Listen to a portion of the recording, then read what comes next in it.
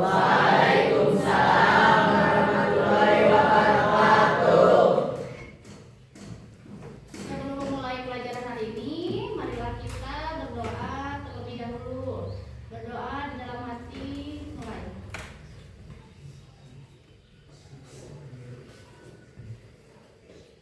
Selesai. Bagaimana kabarnya kelas 8? Baik. Sehat ya semuanya? Ada yang tidak hadir? Ada. Siapa? Azkia. Kemana Azkia? Sakit. Terus? Sakit. Terus. Kita doakan ya teman-teman kita yang sakit. Semoga segera Allah berikan kesehatan supaya bisa kembali belajar bersama kita di sini. Amin ya Allah ya Rabbal Alamin. Amin. Sudah siap semuanya belajar hari ini? Sudah. Silakan dibuka buku bahasa Indonesia. Sudah siapkan? Sudah.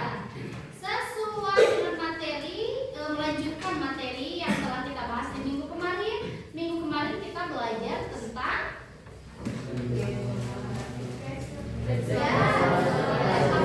observasi. Kita belajar tentang apanya saja di minggu kemarin? Ciri-cirinya, kemudian tujuannya, kemudian pengertiannya. Lalu kita belajar apa lagi? Ya, mengenal teks hasil laporan observasi. Kita kemarin sudah Ibu berikan contoh teksnya, kemudian kalian mencari informasi yang kalian dapatkan dari teks yang telah Ibu berikan. Kemudian setelah itu kita akan mempelajari tentang gagasan utama. Di dalam teks laporan hasil observasi itu ada yang disebut gagasan utama. Gagasan utama itu apa sih? Ada? Sebuah gagasan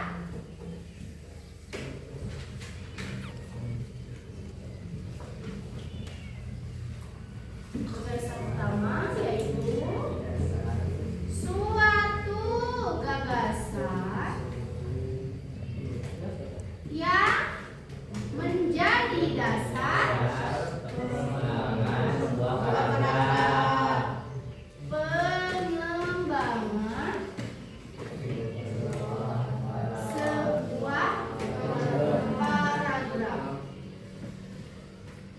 Ini adalah pengertian dari gagasan.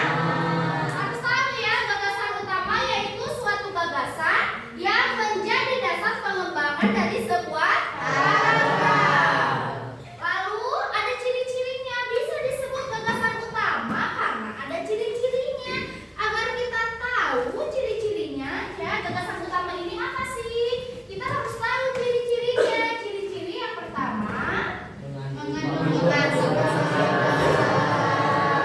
ciri-ciri yang pertama apa? Mengandung topik permasalahan. Kemudian yang kedua, dapat dijabarkan atau dijelaskan. Gitu ya, secara detail. Sebuah gagasan utama itu harus dapat kita jabarkan, begitu ya.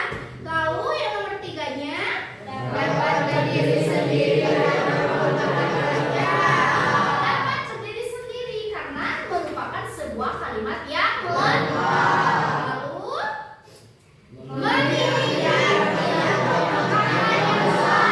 maksanya tentu harus jelas. Lalu yang terakhir, merupakan sebuah kesimpulan. Itu adalah ciri-ciri dari gagasan. Sekarang ada kalimat utama. Apa sih kalimat utama?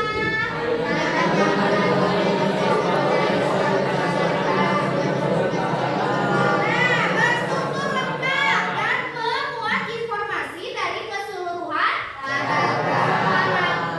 Begitu ya, itu merupakan sebuah pengertian dari kalimat utama.